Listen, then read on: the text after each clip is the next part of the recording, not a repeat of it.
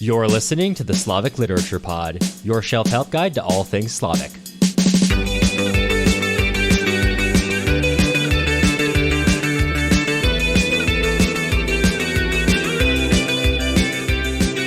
I'm Matt Gerasimovich, PhD candidate at Northwestern University, studying Russian literature and film. And I'm Cameron Lalana, literature enthusiast. We're two friends who met studying in Russia. We like talking about books so much that we made it into a podcast. Every episode, we dive deep into something we've read or watched. Our goal is to help you get more out of these works and maybe, just maybe, even learn a thing or two along the way. If you're interested in supporting us, you can head on over to our website, slaviclitpod.com.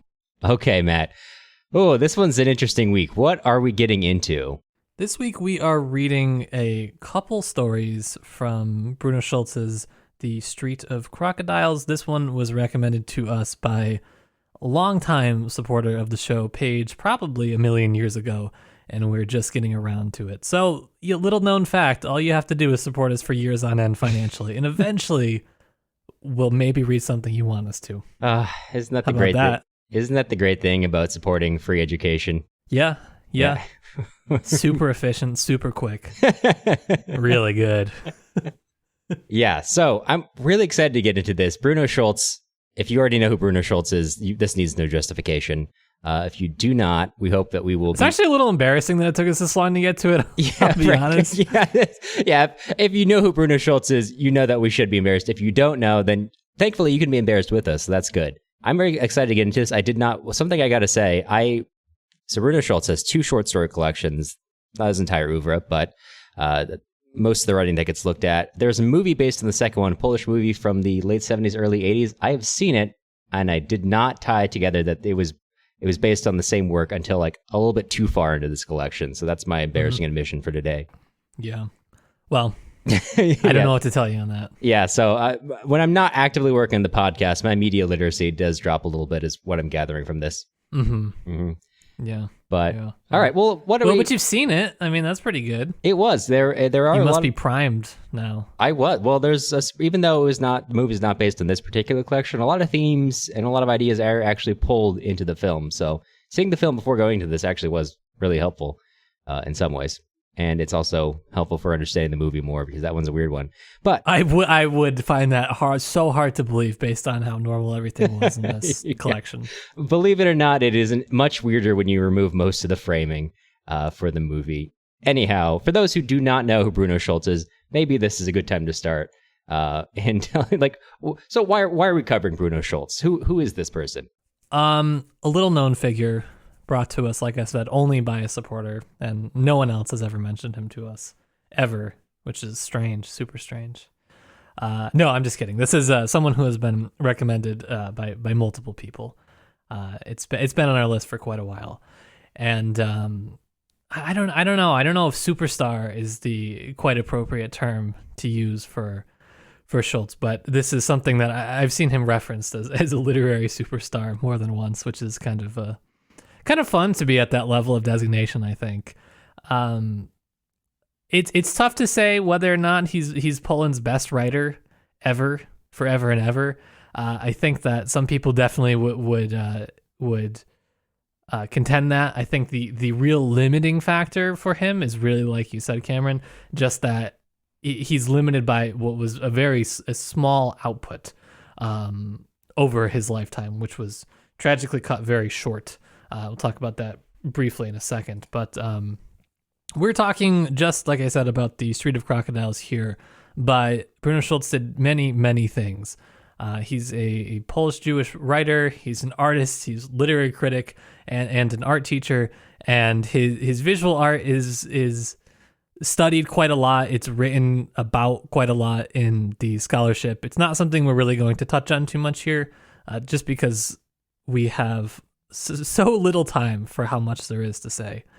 And I just, as I was going through and doing a little bit of background research on how to describe Bruno Schulz and what the background that we should give on him, I have a little bit on him and then a little bit just on some of the general academic trends, which I always think are really fun when you call someone a literary superstar, but you're like 40 years too late to do it. I think that's really fun. So I think that one of the things that kind of characterizes him and his writing is that it's got, I guess it often describes having this sort of like provincial type focus. He lived for his life in Drohobych, which is on it's kind of has gone back and forth between Ukraine and Poland. And this is, I think at one point he had requested to move to a different city and was kind of denied. And so this is where he mostly stays, despite doing some traveling and whatnot. But as a writer, unfortunately, he's pretty scandalous. A lot of the people that we bring on are scandalous. Bruno Schulz is scandal-less. Probably could have picked a clearer way to describe that. Yeah, audio is not the best way to deliver that pun. Yeah, but if you could see my like kind of hand gesture, that would have really helped. Yeah. Unfortunately, audio only. The script is really funny, reading that. The script is really funny. Yeah, that killed it. I didn't think about how that was going to sound as I was writing it out. Yeah, and so Schulz really fits into this kind of Polish interwar avant-garde is generally where he is placed. And from what I could tell, I mean, it's not like he was an extreme, like an extreme introvert, but more or less, I mean, kind of the description I saw in this one article is sort of the other avant-garde artists wanted him to be more a part of what they were doing than the other way around. And I think some of the really unfortunate historical facts of what Schulz was like and kind of what he was doing, a lot of these sort of physical artifacts that we might have for other authors are lost because of the Holocaust, in which, I mean, not only was he killed as a result of, but in general, just the amount of physical destruction has left this particular region with a real lack of, these, like I said, physical artifacts of what had happened there and what had been going on, not just during the Holocaust, but preceding it as well. And so for a while in the Drohobych ghetto where Schulz was living, he was kind of under the protection of a Gestapo officer, but I guess there is a piece in the introduction that explains a little bit more on this, but he was kind of under protection while he was doing a sort of a mural for this officer. And I don't want to get on a side tangent, but the mural has a very strange history after they rediscovered it. But so he was being protected by this officer, and one night he was walking back with a loaf of bread through the Aryan section of the ghetto, and he was shot by another Gestapo officer in the head because the one that was protecting Schulz allegedly or somehow was responsible for killing another Jew that was being protected by this officer. And so, what he says to him basically, and this is quoted in the book, is, you killed my Jew, I killed your Jew. And this is how Bruno Schulz is killed, which is horribly tragic and truly terrible. And it's I think a really difficult thing, especially considering when you look at how Poland in general has treated like Holocaust history on its territory, which is not always spectacular. So, interesting historical period for us to be in. Yeah. I think, not that this is a huge thing, but given that he's born in 1892, dies in 1942, mostly in the city, as you said, Drohobych, it is such a strange time to be living, where when he's born, that's part of the Austrian Empire. In, was it 1919, there's a brief civil war. It becomes part of the Second Polish Republic, under Nazi control during World War II, eventually is reincorporated into the Soviet Union. Drohobych is incorporated to Soviet Ukraine. Today, Drohobych is still part of Ukraine, but still such a strange period to be living in, of so much change, and which is characteristic of a lot of these authors, right? Like, I mean, we've been talking about Grossman. Well, a lot of the region. Yeah, too. A lot of the region. Yeah, it's true. Yeah. Yes, of the history of the region, but in particular, a lot of the authors we've been talking about in this time period. And maybe I don't think we always emphasize it's not always a huge deal, but it is, or necessarily related to the work we're covering. But I think it is always interesting to look back at these moments of, like, Vasily Grossman lived in Kiev when it changed hands like 13 times during the war, not just by two sides, by the whites, by the reds, and the Russian and the Soviet the Civil War. The Greens, other factions that are never talked about, and Wow, Greens mentioned. Greens, yeah, they. Well, I think I might just be throwing them in there, but they're because most of the other ones are not of note. But yeah, just this is a very strange period of history for this whole region, especially in terms of governance. Yeah. Now, for me, I found this interesting in the 1930s as Schulz is starting to publish a little bit. I found conflicting sort of receptions of some of his initial work, which is, I think, probably true. Although I think one of them, I think, did not cite anything, which was a little. I don't know if I'm just supposed to know this. Everyone just certainly knows that it said that, okay, The Street of Crocodiles was published and it was, immediately accepted as a minor masterpiece and, universally, they didn't say universally loved, but that was kind of the gist. And I saw another one that was talking about critical reception and how the sort of conservative Polish critics didn't quite like this. They saw it as this marker of modernity, the sort of modernist literature that they were kind of bashing against, and I bet both are probably true if I really had to fathom a guess on this. This tends to be the way that most avant-garde art goes, right? Which is that there is an artistic circle that is recognizing it as the highest form of art being produced at its time, and usually that group wins out over the contemporary critics, who are almost always slower to kind of get with the program. And that seems to be the case here. For a number of reasons, the kind of literary investigation into Schulz is a little bit slow to pick up for many of the reasons, not least of which being World War II and the Holocaust. That, takes a massive toll on the, academics aren't the focus during this, of course.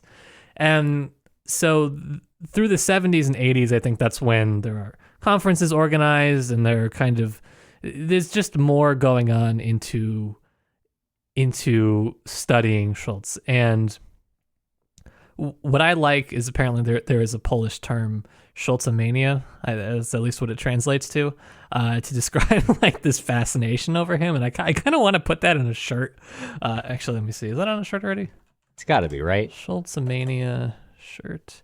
There is not. We are about to be so rich from a handful of people. Perfect. A business opportunity. One of the main things to come out of this for us. I consider that a success. A business venture that will certainly cost us more going in than we receive out of it. Well, that's all of our business plans. But so the question with the Schulzomania, I think, is why? Why? For an author that produced quantitatively so few works, why is it that they deserve so much attention? Like, what is it about them that people find so spellbinding and so fascinating, and that how do they feel that there is so much to continue on researching? I mean, there's a lot written about him. I will say less in English than I kind of thought there would be. I felt like I had actually a pretty good overview just in a couple days of getting prepped for this episode. Whereas, for a lot of other authors that will study, it's sort of like I will never be able to touch everything written about them. For Schulz, I thought, okay, yeah, no, I got it. I kind of got what's been coming out. And I think that part of this just illustrates a longer standing issue in Slavic studies, which is just, if you're not studying Russia, things just are not translated. I was talking with a professor of mine who's, does Polish studies, and this is one of the main issues he was talking about with teaching undergrads is it's very hard to find secondary literature and criticism to assign because a lot of it just doesn't ever get translated. And in everything that I read there in the bibliography probably like half of the stuff was in Polish still. And that's not necessarily like uncommon for other regions. Like, even for Russia, like you should have things that are in language, of course. But I think it is definitely a limiting factor in kind of our understanding from the US of Schulz, and kind of, it does show, it's just a worrying trend, right? Because if you're not in the if you're not studying Russia, basically, like, you know, the money's already dwindling for the whole Slavic pot, but it's especially dwindling for people who are not primarily Russia focused at most universities. So I think that it's going to continue to cause a widening gap of what is available for us who do not speak that language. Yeah, which is a difficult thing too, where standing outside of academia, you obviously have a better perspective, but I think like the main divergences from, okay, most of the money going to Russian studies or specifically Russia-focused studies is related to major geopolitical issues. For example, you know, an sudden uptick and a deserved uptick in focus on Ukrainian studies and support for those positions. How long that lasts and how long people like see values, I think might trend towards how long people are asking for those things, and that, you know, that becomes a difficult thing. It's like, I don't know, This is a longer discussion, but for me, I think that it's a very small uptick, and it's actually, I don't think that's really being matched in any sort of increased funding. I think it's a reallocation of existing funds for the most part. I don't think we'll ever see an expansion that we saw in during the Cold War. Like, we'll never, first of all, we're not funding higher education that much, and not being used in the humanities, so sorry guys, everything is staying in Polish, I think. Well, that's a great way to start this Until off. next year, where Cameron and I learn Polish so that we can translate Bruno Schulz criticism. I think that's the long arc of this podcast, is us picking up a new language together and then going off into a completely bizarre route that no one foresaw. Yeah. I think that would make sense for us. I think so too. Yeah. But there is one good book I would actually pretty highly recommend. I had access to it through my university library, but the page appeared to seem like it would only cost $25 for a PDF download. It's called Unmasking Bruno Schulz, New Combinations, Further Fragmentations, Ultimate Reintegrations. And yes, initially I did kind of recoil at the title, because as like, that to me is like sort of the peak academic title. It even had of the unmasking in parentheses, which is like such an academic thing to do. I don't know how to describe, like people lose it when you put prefixes in parentheses in the academic world. But it's a you know, collected anthology, whatever you want to call it, collected edition of really solid criticism on Schulz, and it's got, you know, some comparative work, it's got some real sort of philosophical work if you're into that, it's got some, you know, linguistic, structural kind of work. There's a lot. It was like really long. So in their introduction, I feel like they give a little bit of an answer to this question on why do we still study Bruno Schulz? What is the deal with this person, where, you know, you can buy everything that they had written, and it's not, you know, it's not a huge book. And one of the things is they keep this Schulzomania, and they continue to iterate on it, which I think is fun. And this quote goes, "As we have seen in this brief overview of Schulzological writings, whatever critical scalpel one selects for dissecting Schulz's fiction, there will always be a certain degree of textual resistance which cannot be broken. Or in other words, taking off one of Schulz's many masks, one will probably never avoid the impression that a new mask has emerged. Being fully aware of the relativity of each particular reading, the present volume aims to contribute to what we believe are the three main currents in Schulzology: combinations with other writers, trends, and traditions, fragmentations with a new historical and theoretical context, and reintegrations of the ultimate sense of Schulz's artistic universe." So even though my initial recoil, I walked it back because I said, okay, that was a good explanation, and it was remarkably clear for an academic introduction. Shockingly so, almost. Shockingly so. There were a few things I read in here where I was like, wow, this is a really good article. No. Well, this one was a great read, because after reading a lot of the other ones in which there was a lot more of that academic tendency, and, you know, there was one I just straight up put down. I was like, am I an idiot? Yeah. I think it was building on like 40 years of Schulz scholarship that I had not read. And I think that was it. Yeah, I think that hurt. That definitely doesn't help. But a lot of times I have to read with like a not only a dictionary, but also like a philosophical dictionary, just to be like, all right, we're going to be wading into a whole new set of terms that I have somehow, up to this point in my life, never managed to encounter before. Part of that's because I'm outside of academia, but you would not encounter them. Right. If you've ever gone outside and touched grass, you've not seen most of these terms. Yeah, so it's for considering, that tendency which did appear in some of the scholarship. You should definitely, if you can get your hands on that book, if you're interested in the subject, remarkably clear introduction. It was fantastic. Yeah. And so we venture forth into, finally, we get to our own Schulzomania.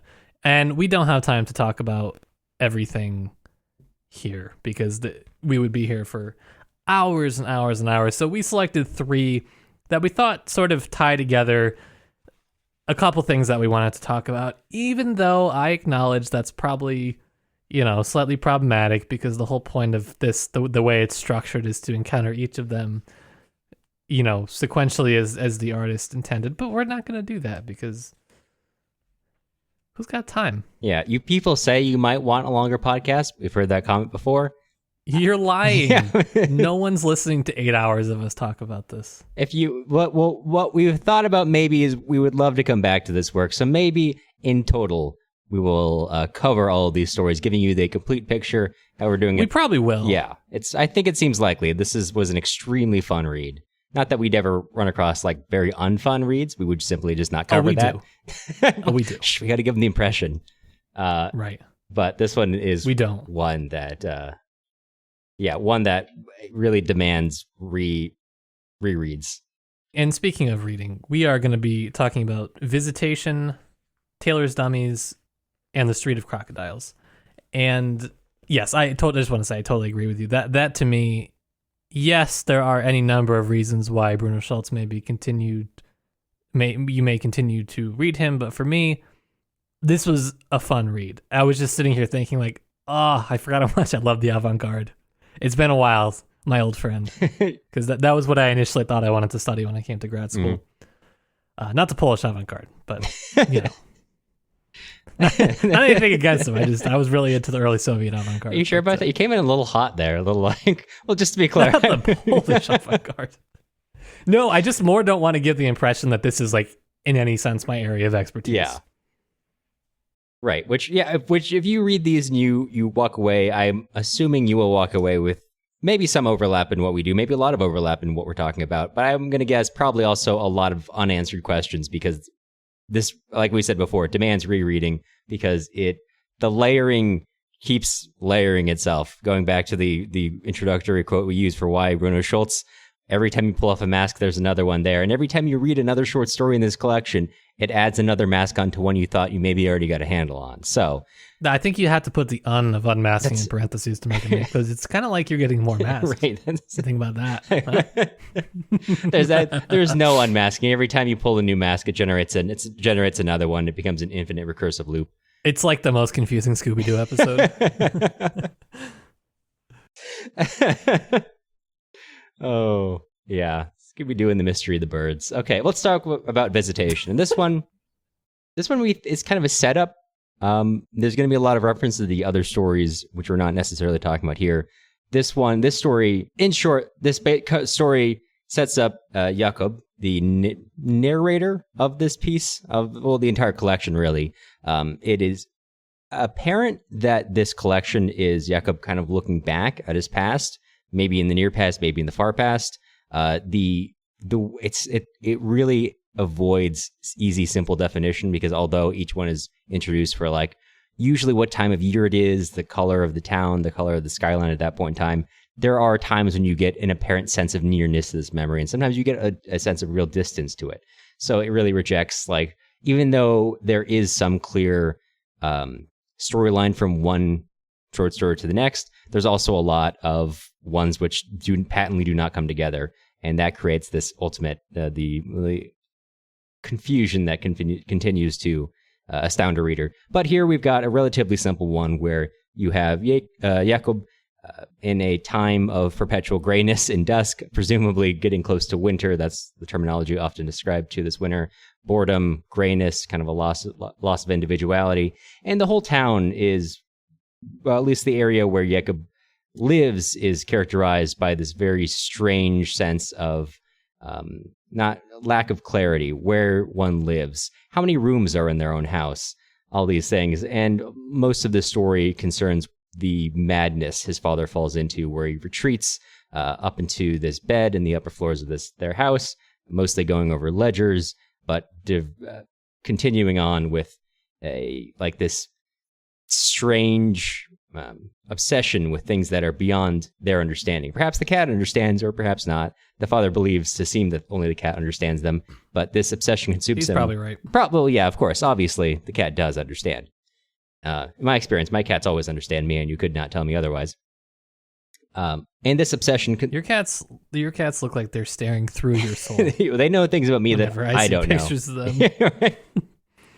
But this consumes him so completely that he literally becomes seemingly less than human before he ultimately completely disappears and is forgotten by the family. This is, I think, the second story, and if you're just getting into this is a real hint that this is about to go a little off the rails. More than a hint. It's a real slap in the face that this whole collection is going off the rails. I think that this is a really almost comical way to set it up, though, because, I mean, to me, they're all linked by overwhelmingly the father's presence. Like, for the most part, he's one of the, handful of named figures throughout this.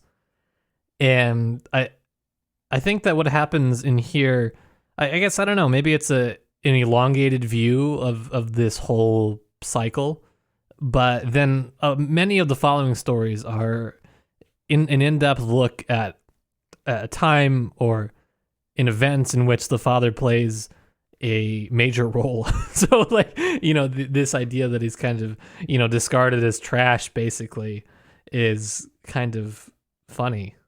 Yeah. He's really not. He's actually a very lively character in many of them, including the following story on the birds, which unfortunately we're not talking about today, but that was a weird one.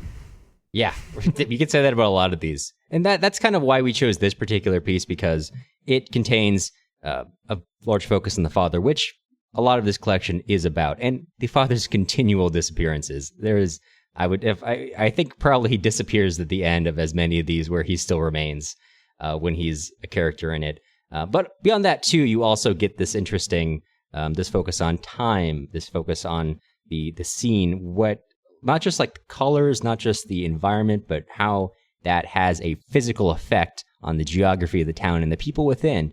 You get this strange sense of geographic confusion in the town, which comes to the fore in another short story, Cinnamon Shops. And this one has like a light version of it where it's not quite almost borderline supernatural as it might appear on first glance in Cinnamon Shops. It seems to have a rational explanation, yet there's just certain things where you're like, it doesn't quite make sense. No one knew how many rooms we had in our flat.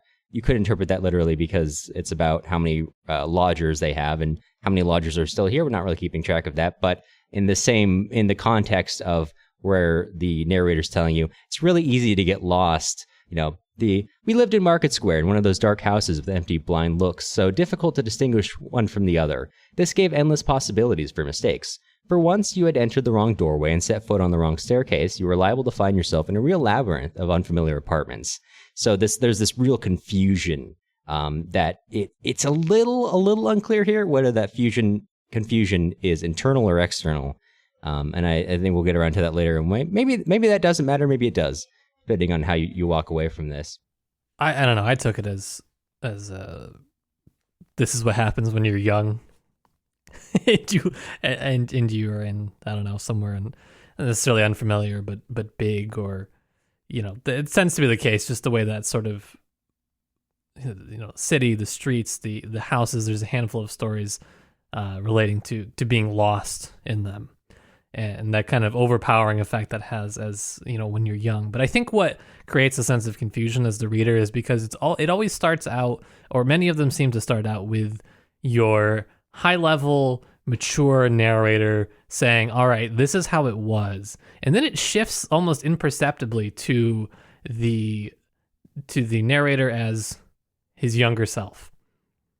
And you see it through the eyes of a child, but not forever, because sometimes that sort of mature narrator, if you will slip back and kind of give you a little something to clarify or maybe to confuse more or to offer a different interpretation of an event which he has already perceived. So you're getting multiple of his own perceptions at once, which is like, in many cases, it's just like really funny. I don't know. Like you said, I found it really enjoyable to read and to be thoroughly befuddled as I was going through many of these. Yeah, and that gets at something I think we're not going to talk about a ton, the idea of absurdity in this novel. I don't think that the three selections we chose are exceptionally focused on some of the more absurd themes that you'll see throughout this collection, but I do think, to your point about the multiple layers of perception that you're getting in how this story is being presented to you, like a lot of, when you look at some of these kind of strange elements, I think you can find an explanation. This is how I was looking at it. This is also how one of the pieces that we looked at, which I do not have immediately in front of me, Thinking About Absurdity with Bruno Schulz, helpfully provided by Matt, Paradox and Potential by Shlomit Gorin. And Gorin theorizes this collection as an attempt to take on absurdity as a slightly different way from Camus. And part of his argumentation for that is how this apparent absurdity, this surreal nature of the city, which is more apparent in other short stories in this collection, is seemingly almost a creation of the narrator himself, which then, as opposed to absurdity being a recognition of a dissonance between our expectation and reality, right? Like an expectation that maybe, hey, I exist, life has meaning because there's religion, and therefore this god or this pantheon created the world, and for these reasons we exist. Well, if you take on the view that actually form precedes, or existence precedes meaning that the world exists, we come in and we've got to create our own meaning, which you recognize as existentialism or as absurdism as Camus expresses it. You then get to like absurdity being almost something outside, something to deal with, whereas the absurd recollection here is almost comes from within, right? Because it's, as you said, the narrator dealing with multiple perceptions of memory, the older narrator, the younger narrator with that more fantastical view of the world, which is not necessarily supernatural, but is a little less grounded. And it creates this, like, the absurdity is self-created because it's your own creative energy shaping the world and your perception of it, which is something we'll talk about, I think, or at least I will. I don't know if that's on your mind, more in Tailor's Dummies, when the father talks about the idea of creation and taking hold of that. But that's something I see there. That was one of the reasons I wanted to talk about this one. But also, too, I would say the main reason is the father, which we'll talk more about. And this one really, I think, does dovetail nicely into the next piece we'll talk about, Tailor's Dummies, because the father comes off as someone who's unhinged. He's othered. He disappears. At the same time, there are legitimating lines in here. He's attributed, the narrator attributes to him the divine anger of saintly men. And he's given this kind of like, you can't see inside him, but he knows something that we don't know. So even though in the end he disappears and he's swept away, and it seems that he's separated by the family in a negative way. In fact, maybe it is the family, this bastion of normalcy and order, which is incorrect in their understanding. But that's, I think, where I kind of want to start with Visitation. I don't know if there's anything else you want to cover in this piece before we move on. I just wanted to note again but just to start out at all for me, just the amount of biblical references. I think it's important. It's not something that I did a ton of research on for this particular episode, just because I know that's going to take me down a real rabbit hole. That's going to be like its own separate office hours that I'm going to do one day. I can already feel that coming on, but there's some really funny lines with it when he's just describing, like, his father yelling or being angry, or a spat that he would have with his mother. And I love this paragraph. You quoted the end of it, but he says, "I've never seen an Old Testament prophet, but at the sight of this man stricken by God's fire, sitting clumsily on an enormous china chamber pot behind a windmill of arms, a screen of desperate wrigglings over which there towered his voice, grown unfamiliar and hard, I understood the divine anger of saintly men. And first of all, who has seen an Old Testament prophet? So I just like some of these things, like, and just like the small nuances with this, you're getting the view of a child, we assume, or a teen, or whatever age, someone young, someone not thousands of years old enough to have seen an Old Testament prophet. And then this scene of him on the China chamber pot with this windmill of arms. I mean, it's just really comical, actually. Most of it is, and you see the father, the way he is presented as sort of, he's really demanding this attention by his family, and nobody really takes him seriously. He's just not really given it. And this is, again, that carries through a lot of the other stories, which, what are you going to do? It kind of, dare I say, is it Kafkaesque? Dare I say? Well, I think we can say it, considering in a later short story the father does literally turn into a bug. That one seems pretty Kafkaesque for reasons you might understand. Very rarely is Kafkaesque so perfectly applicable. This is a true literary linkage, because he does, in the 30s with his fiance, he does translate the trial into Polish, so he's quite familiar with Kafka. And I think that for me, like, and this is one of the influences. And then the other one, I wouldn't say, I would hesitate to say it's an influence, because I don't really know, but for me, The Yellow Wallpaper by Charlotte Perkins Gilman has the same kind of feeling as you talk about Metamorphosis, and you talk about a couple of these stories. It's just got that same kind of feeling. It's different, but there's something about it that it made me think of it, is all. If you haven't read it, you should. It's quick. Put it on the list. I'm sure your reading list is very easy, very short. Read it right now. Let me know if it reminded you. Pause the podcast. Go read it. Come back. Let us know what you think. All right. Well, maybe before we move on to Tailor's Dummies, is now a good time maybe to take a quick break? Oh, yeah. We should take a break. We'll be back in just a second. This episode is brought to you by you, our listeners. You can support independent podcasting by heading to our website, slaviclitpod.com. You'll get access to the notes we used to make this episode, including links to all secondary sources mentioned. And I have a lot of secondary sources. Oh, yeah. This one's a thick one. Thanks, Matt. Yeah. I know it's going to be a good episode when Matt drops like 8 PDF files into our folder. And those are only the ones I had come through. I saved you. Yeah. I saved you the rest of what I had seen. I appreciate your expertise. I've seen things, Cameron. I've seen things. You've been in the mines. You've been in the library. You've been in the salt mines of Drohobych. The oldest of all of Europe. Yeah. That's what you told me, right? That's what Wikipedia told me, so I can't be wrong. All right. Can't be wrong. If you want to support the show, but do not want to spend any of your hard-earned salt, you can join our email list for free at slaviclitpod.com, or you can leave us a nice review wherever you get your podcasts. Yeah, and I've never been involved in salt mining, but I assume it's pretty hard to get, so you don't want to just give that away for nothing. Yeah, probably. Questions? Probably, right? Probably. Well, maybe that's our next arc. Questions, comments, want to appear on our Office Hours podcasts? Drop us a line. You can reach our voicemail at 209-800-3944, or you can also email us a voice recording or text question at slaviclitpod@gmail.com. We'll bring your question onto the podcast and do our best to address it. All right, let's get back to the cockroaches. Well, so for this one, Tailor's Dummies. Not quite any cockroaches in there, but it is, in short, the story of the father lecturing at 2 sewing girls, and they're made for like 4 days straight about the nature of matter. It took me a little bit to pick up on this. A little bit as I was reading, I thought Adela was also a daughter, and I was like, man, calling your daughter a Tailor's Dummy, that's pretty messed up.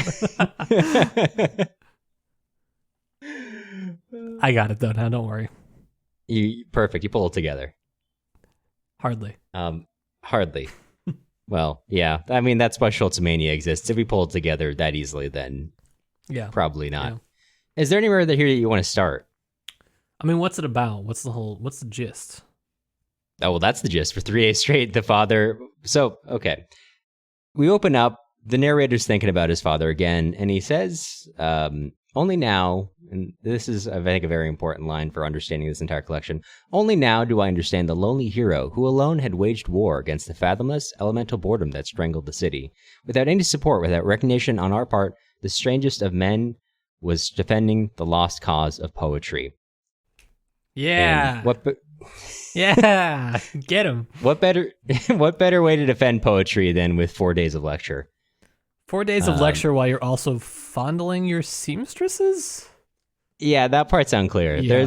It seemed pretty sexuality. Clear to me, but all right. Yeah. Well, yeah. Well, I think I find sexuality or its portrayal here very interesting. I don't know if I have like the deepest take on it. Me too. Because So sorry, I said that a little too aggressively, but there was a really good article that I read on this. I read it like multiple times. I thought it was really good. Oh, I'm interested to hear it. Those are just thoughts I had after the Street of Crocodiles. So this takes place after the affair of the birds, in which the father like turns the upper floors of their house into kind of an aviary. We should have covered that one. Yeah, it's kind of important actually for a lot of these. Adela lets all these birds go, and now he's super chastened, and that's like the context of the line. We're looking back on it. We all thought it was weird. He was so obsessed with those birds, but now we understand it. So the whole family kind of had not sanctioned Adela, they had understood and kind of gotten behind her on that. So like the father retreats away from the family because of that.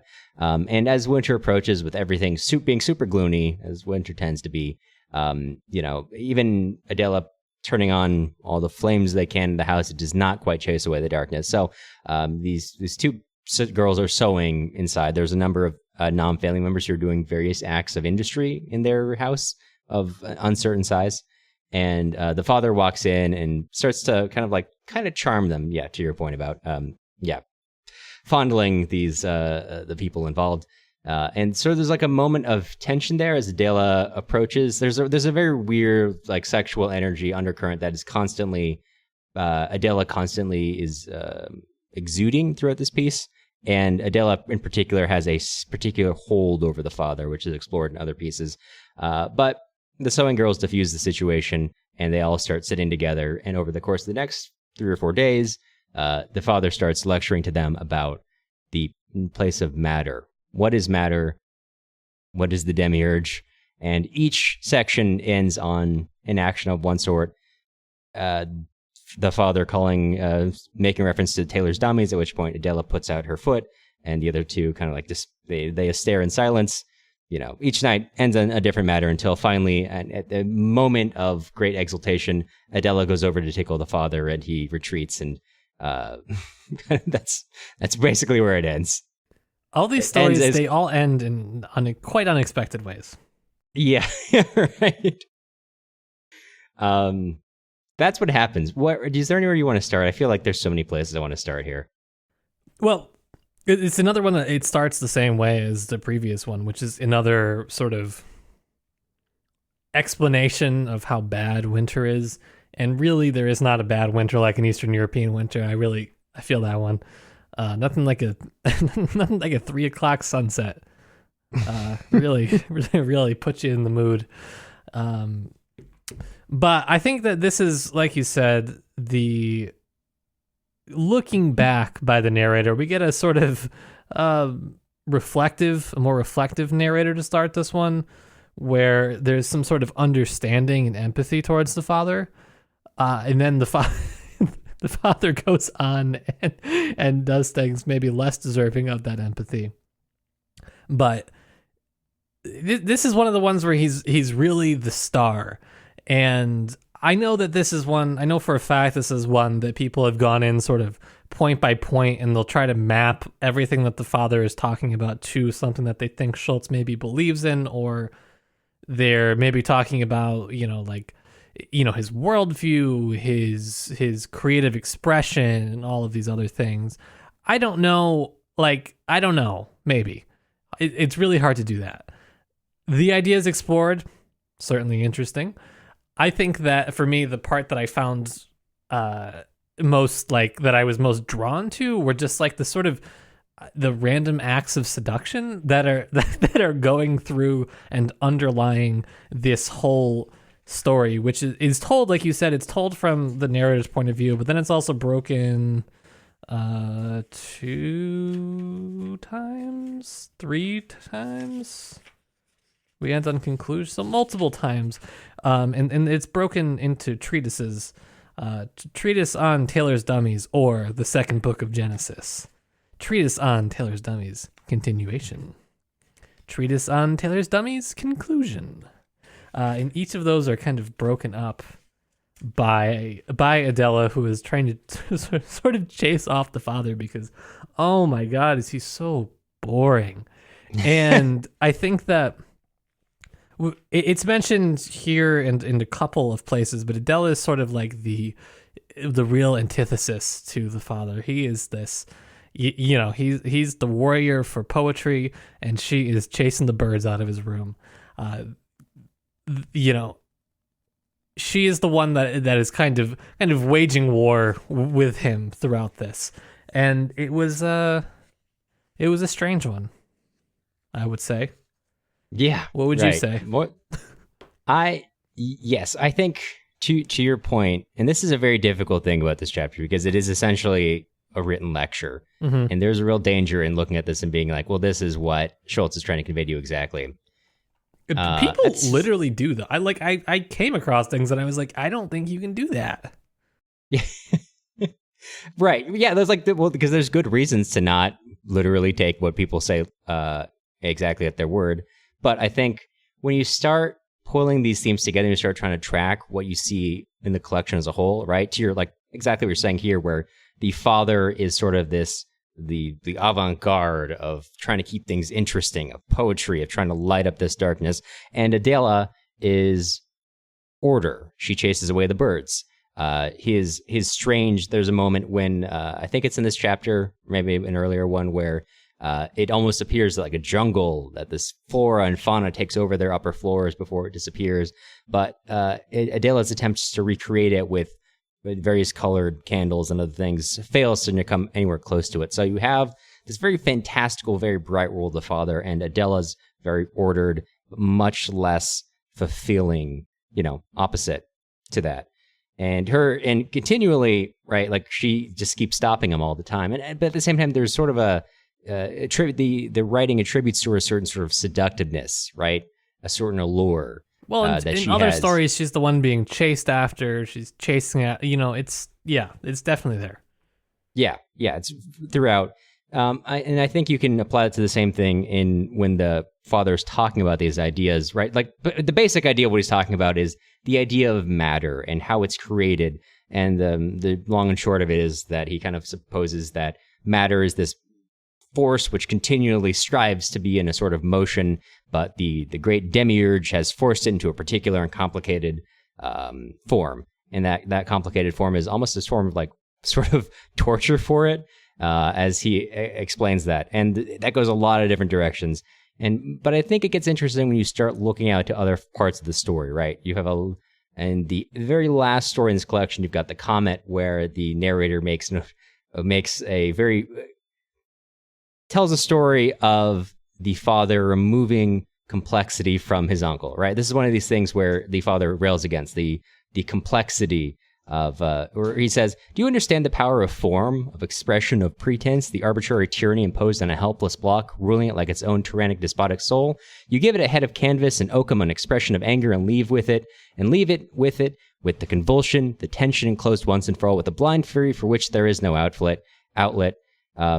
And right, he says, the demiurge is in love with consummate, superb, and complicated materials. That's the kind of us humans. And he says, well, I won't be interested in that. I'll give priority to trash. We are entranced and enchanted by the cheapness, shabbiness, and inferiority of material. And that is posed almost later on as a positive, where when he makes the uncle simple, almost like an automaton, although it's never exactly said what he does to him, but it's said that he does remove all his ability to all his complexity. And when it asks, was he happy with this? Impossible to tell. He can't conceive of any other reality for himself, so that's an irrelevant question. I think that these should be taken seriously, not as on its face, but as how does this operate in the story? So I think there is an undercurrent here of this acceptance of the world as it is, the form that precedes meaning, and then an attempt to take hold of it and shape it to your own ends. And Is the father's way better? I don't know. I think this is another idea I'm kind of pulling from Gorin, wherein, again, the idea that humanity begins to shape its own reality then almost removes the possibility of absurdity, because there could be no such thing as the absurd, because the world does not actually precede meaning. The form doesn't actually precede meaning. The form is continually reinvented by the people who live within it, meaning that it does gain meaning by the very fact of our existence, of our perception of the fact that we mold the world around us. So the world does, in fact, is not like opposite the idea of meaning. In fact, our own existence in it creates meaning because we shape the world around us, giving it that meaning. So I think this is one trail you could pull on, one thread you could pull on, one way of approaching it, at least. And that's what I was paying attention throughout this piece. But there's a number of other ways you could go about it, because this is such a long series of speeches. Yes, and I like that it's broken up. I think that kind of contributes to one of the major things, that is one of the major aspects, or the major, what do you say, like parts, I guess, that is attributed to characteristics. God, I know English, I promise. One of the major characteristics that is attributed to Schulz's work, which is it's very fragmentary. And you might say, duh, that's really obvious, because these are all sort of recollected memory fragments of our narrator here. And yes, that is true.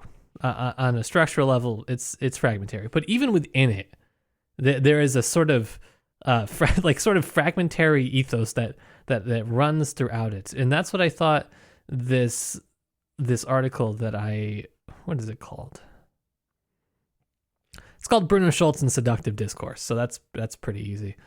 Pretty straightforward. Pretty straightforward. And the idea of it, because this is what I was wondering, which was just, why write it like this? Why include these sort of strange seductive moments that drag the father off track? Why not just give us one of those true Eastern European, just philosophical, just go for it. Like, don't break it up. Just, we're doing one paragraph. It's going to be like 50 pages long. Why not? And I think that part of it goes back to this sort of sense of irony that is pervasive throughout the novel. And it's hard. This is something that is in a lot of different pieces of scholarship that we have referenced and that you can find pretty freely available. And that is that like we said, we have the narrator who is coming in at different points of his own remembrance. We have the points of view of the other characters who are interacting with the narrator at the time and the narrator from the future looking back. And the way that these kind of mesh together give us this sense of irony, because we are always we have this sense of irony from this quote from also on Seductive Discourse. It says, Schulz's world is ironic not so much by its nature, but because at every moment it is perceived from several points of view, thus bringing to the one who tells a story a whole set of various emotions ranging from the sense of power, offering what Bochensky calls voluptuous textual pleasure, to shame. And you can kind of see this in this book. In this particular story, there's almost a sense of a sense of shame on behalf of the father, or a sense of shame that's attributed to him when he is drawn so off track by Adela's foot in the black silk stockings that he's unable to continue telling his story. This great man, collapsing and folding up, and the way that the ladies are all smirking to each other that he doesn't see but we see because the narrator sees it. And you have this whole sort of who is watching who in all of this action, and that to me is something that I love about this. On the eroticism and on the seduction in general, there is I thought a convincing argument made in this article, which says essentially that any sense of seduction, any sense of eroticism, it's essentially doomed from the start. We never see any sort of complete seduction throughout any of this. We see many different attempts at it, including the very first story, August, which we don't aren't going to touch on here, but it's prevalent in many of these. And this quote says that erotic success would mean embracing either the world in its entirety or a definite interpretation of it, which is impossible in Schulz's version of understanding reality. In the world of Schulz, seduction always directs us towards the fragment. The seducing body is dismembered and reduced to functional elements. And this is true. I think like Adela in this, you have the foot, you have the finger, you have, it's not Adela as a whole. It is these individual parts of her, this sort of fragmentary nature of seduction that we are called to witness. And it is, I thought, wow, that was a really nice way of putting it. I agree. And I'm going to bring it on the podcast.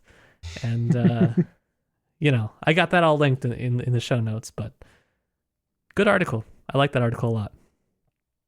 Yeah, thank you for making the point that will carry us. Because I was like, okay, this is like by far to me the strangest part of this of this story to me. It's what stuck out to me, and I was like, okay, I gotta figure it out. I gotta come up with something on this because I can't gloss over it. Yeah, no, I think that's great. That was an area where I just couldn't square that one. Of the many things that I'm struggling to bring together to make square. That to me, that's a convincing argument based on what I was seeing. Yeah, and this goes on further, and I don't want to drag on it because this is going to be a long episode, but he links it to Diary of a Seducer by Kierkegaard, and it continues on, and getting into a little bit of performance, which is, I think, super important in this when we're talking about, essentially this story highlights the intersection of seduction, performance, and perception. And all of these are so carefully entwined in the story, which is honestly kind of strange for something that's structured as a philosophical treatise. It doesn't seem like that would be where you would be getting that, but it is. So, yeah, there's my treatise. My treatise on Tailor's Dummies continuation.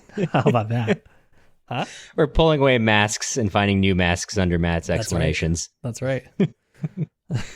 Okay, but before we make this actually do make this an 8-hour episode, let's go into our final short story, The Street of Crocodiles, perhaps. Sure. I think that's a great place to leave that section. Bring me to my hometown of Tampa.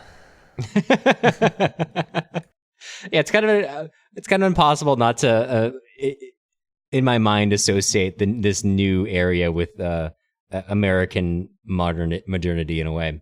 I was just mostly mentioning the crocodiles. Oh, yeah, that's fair. Your friends, the crocodiles. Nothing wrong with them. There's nothing wrong with them, Cameron. Yeah, well, please. I wouldn't want to offend them. We don't want to offend killing machines. So obviously they're perfect the way they are, and that's why they've been untouched by evolution for millions of years. You could learn something from them. So the Street of Crocodiles is an interesting one. It is the one that it's as tied into this as the rest of them, but it feels a little bit more distant. Probably that's because it is one of the few that's not really about his father or himself in a way. It is about a very particular area of this city, which is named the Street of Crocodiles or Crocodile Street, which is an industrial commercial center. And this chapter is more or less a sort of exploration of that center and a criticism of it, of the things that exist there, of the new buildings, of this new way of doing things, of this strange, impersonal, almost suspect behavior. I think it's very interesting in the ways the people of this area are portrayed, right? And before finally pulling back with a joke at the end but of course, this is a very difficult and expensive thing to have, this modernity. So in fact, it's actually just made out of illustrations cut out of old newspapers. And it is not quite as everything as it seems, even as the narrator describes, and even pulls back from his own description. It's the shortest way I can describe that chapter. Is there anywhere you want to start here? Did you think it was I didn't take it so literally at the end. I was sort of saying. No, I thought that was a joke, but yes, like the joke of the area being that.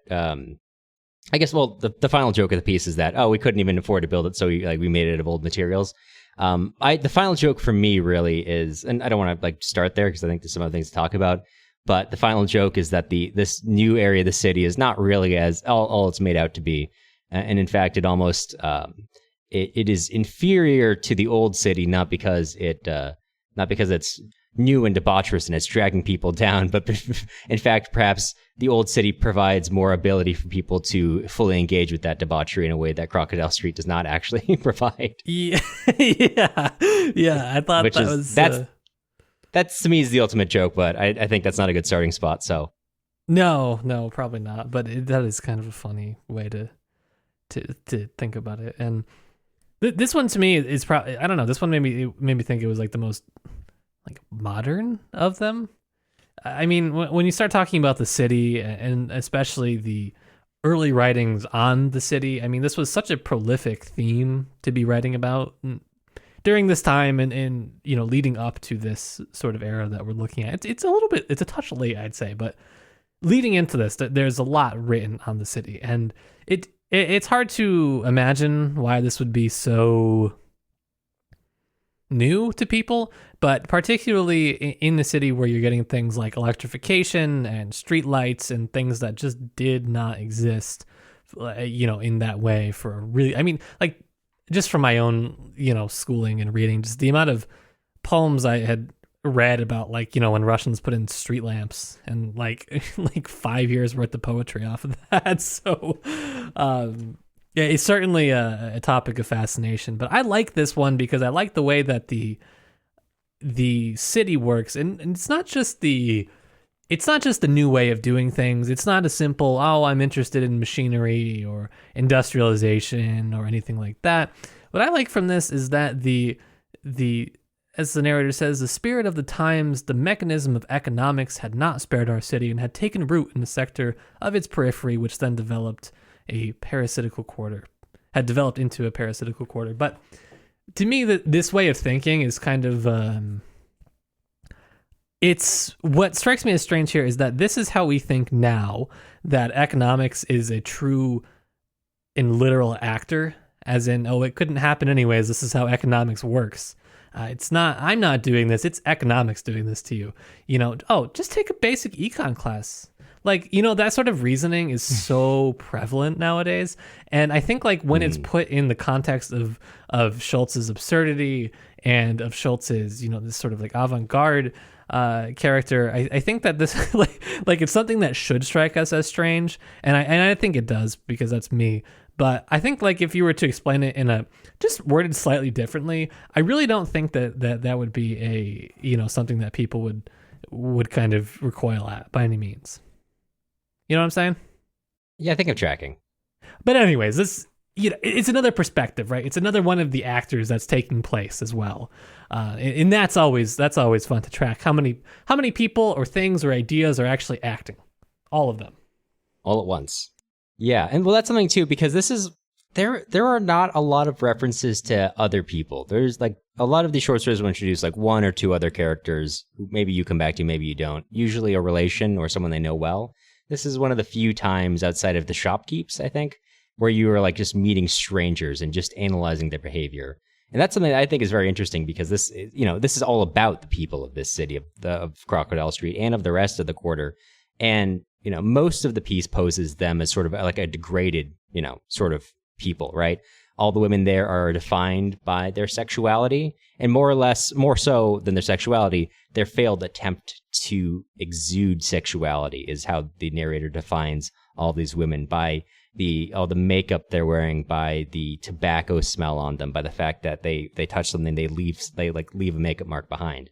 The fact that there are, you know, they say, okay, there's prostitutes everywhere, and then it kind of almost as if ribbing you, the narrator says, you know, they might even be the wives of hairdressers or restaurant band leaders, right? As if beyond its borders, it's drawing people into this debauched place and, you know, reduces people down to this. Where does he say? Like, and, you know, in the good old city, everyone's basically a prostitute, you know? It's not that he's taking a moral objection to it. It's that he's taking an objection to, like, how in your face it is. Yeah. But, you know, too, there's also one of the other main characters is one of like the primary acts in this piece is the theoretically walking into a tailor's, you know, to get a suit, and the weird way it operates, the strange way this store is put together, the bad suits they give you, the impersonal service. You don't know anyone. You can't have a conversation there. They only approach you through the lens of customer service. And all these women here are, you know, again, exuding this this by the narrator, this failed sexuality. There's a particular the very gendered approach to the Tailor too, of like, not that like transphobia is necessarily it's probably always a relevant theme in a lot of ways, but like this aspersion that this man lacks a sort of manliness which you might find outside because of the way he prances into the shop. And it's, when you go through it, I think its surface, it seems like kind of a straightforward, going back to what you were talking about earlier, this almost like a complaint about modernity, but it doesn't quite pull through. And, when you made that joke about like, well, that, it's not how it is in the old setting, but that is the ultimate joke of this piece to me, where, at the end, there's a sudden moment where it switches from this almost seemingly like almost pedestrian complaint about this new world, these strange new ways they operate. And it says, well, our hopes are, and this is a very interesting word, our hopes were a fallacy. The suspicious appearance of the premises and the staff were a sham. The clothes were real clothes, and the salesmen had no ulterior motives. The women of Crocodile Street were depraved only to a modest extent, stifled by layers of moral prejudice and ordinary banality.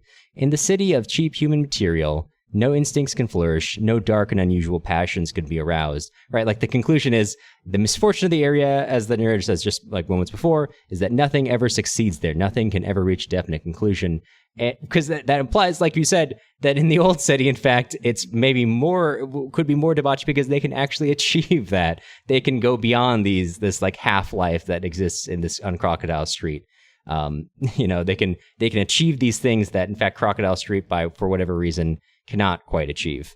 And to your point, that it's not really like casting a moral panic on it so much as it is saying like, well, why aren't you better at it? No, and that's why, yeah, no, that's what I think is funny about it.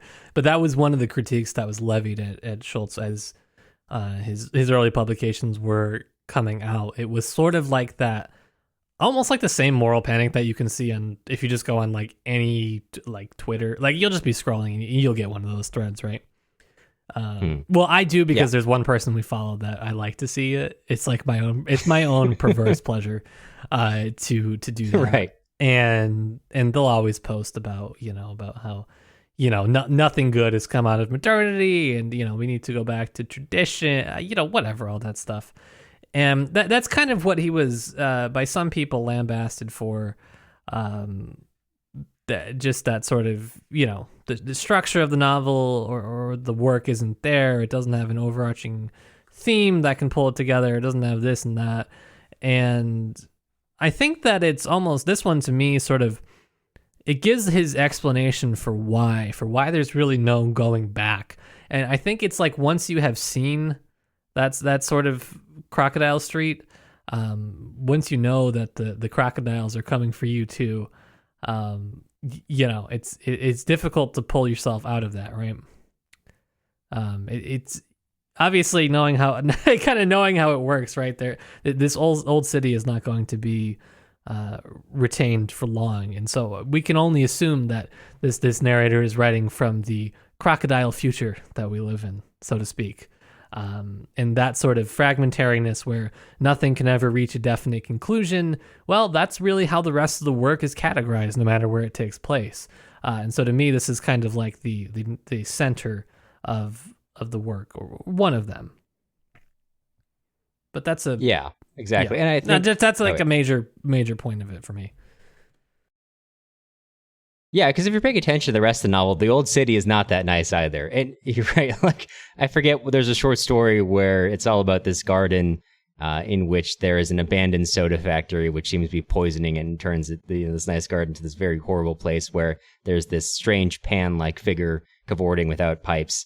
Right, like the rest of the city is not that nice either. It's just it's like you're exploring just different elements which are pushing forward different parts of the city. In this particular place, this Street of Crocodiles, this half-life of modernity in which the trams are pushed by porters, in which the train doesn't come at regular intervals and does not stop at the same place when it does stop there. Good thing we don't have that anymore. Good thing they always come on time. Now we fixed that. You might be tempted to look at the idea of having porters physically pushing a tram and laugh, and then you look at American public transit and you think, well, maybe we could be doing a little bit better if we adopted that method. it seems it would probably be a little easier to convince the town city to fund it. So it's just a little easier to convince city councils of voting for things if you can show them that there's some human suffering involved. Yeah. Maybe you could get it on that. Can be your new lobbying effort. Oh yeah. Oh well, yeah. Lobbying for brutality and cruelty is real easy. That's not a hard one to do. It wouldn't seem. Yeah, but that's my take. I think the Street of Crocodiles is such an interesting one because it feels so disconnected from everything else, but it also, I don't know, it feels like a different perspective on that same city, but it does have a disconnect from the rest of the piece.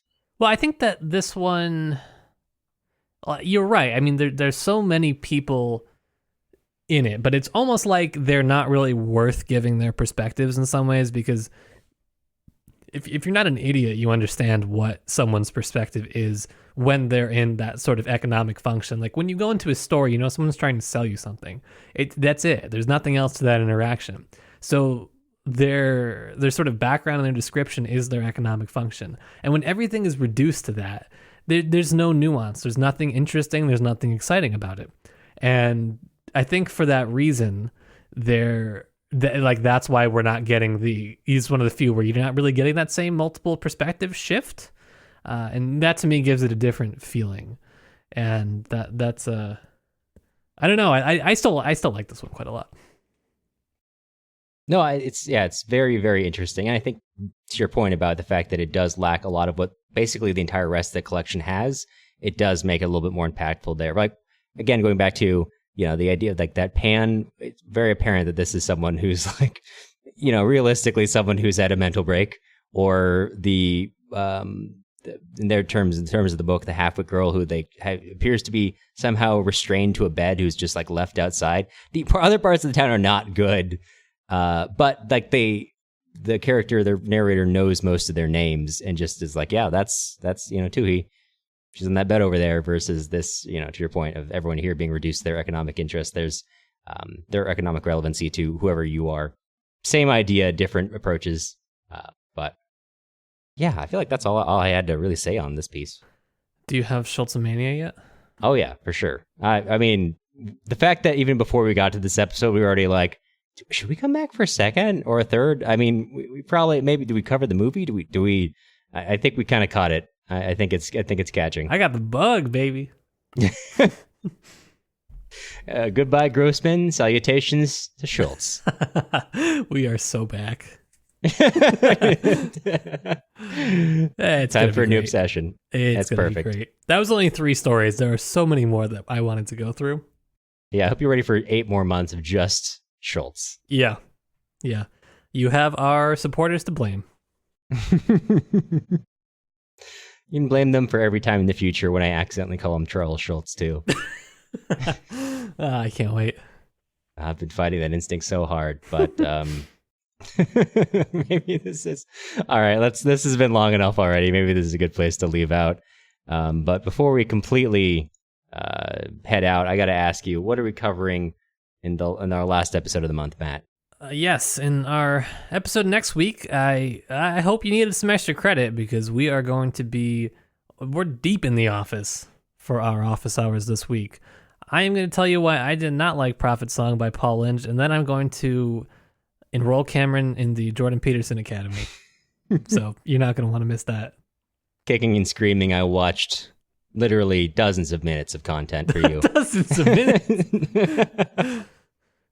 That's like a whole 25 minutes he's not going to get back. I know. It was, yeah, I know. It was, pretty impressive that you can learn everything you need to know about Nietzsche in about half an hour, but that's the Jordan Peterson guarantee. Right? Why go to JP Academy? That's our official endorsement. Yeah. Well, oh God, it's too long. I can't do it. I'm done. I'm toast. To help keep our show independent and to help fund Cameron's expensive tuition, and also for exclusive access to the notes containing all of the research that went into this episode, which was quite a lot, head on over to our website, slaviclitpod.com. Before we let you go, we want to extend a sincere thank you to all of our current supporters. Direball, Cynthia, Seamus, Camille, Emma, Lauren, Erica, Michelle, Juliana, Diane, Oleg, John, Timex, Melissa, Baron, Aldo, Ben, Gabe, George, Claire, Amy, Allie, Soraya, Jackson, Molly, Emma, Mike, Marianne, Mickey, Eric, Reagan, Mike, Peter, Eric, Ben, Claire, Jeff, Inez, Mai, Robert, Joseph, Daniel, Lou, Nina, Gary, Janice, Mary, Anne, Isaac, Emily, Amanda, Caitlin, Yitza, Irini, and Pac Rob. The music used in this episode was Staraya Kino by Paramotka. You can find more of their stuff on Bandcamp or Spotify. The links and spelling are in the show notes. You'll hear from us again soon.